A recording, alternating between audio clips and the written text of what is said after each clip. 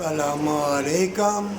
मोमिन तो वो है, चाहे कोई किसी भी मज़हब का हो, सब के लिए वफ़ा और तंदुरुस्ती की दुआ करता है। सारी दुनिया के इंसानों, दुनिया का कोई ऐसा मज़हब नहीं है जिसके बारे में अल्लाह ने कुरान में सूरत बकरा में कहा है कि भलाई का काम करोगे अल्लाह तुम्हें क़यामत के रोज़ अजर अज़ीम देगा और दुनिया में भी अमन सलामती देगा।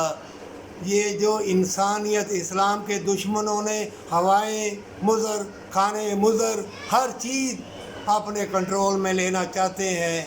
ऐ ईमान वालों, किसी भी मज़हब में हो भलाई वालों, तुम्हारे अंदर भलाई ज़िंदा रहनी चाहिए।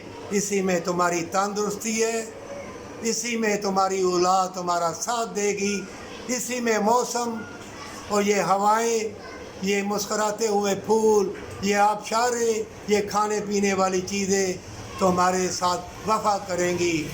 अल्लाह ने इस बुत को बनाया, इसमें मक्कारी या यारी अल्लाह ने नहीं डाली, ये शैतान को अल्लाह ने खुली छुट्टी दी है।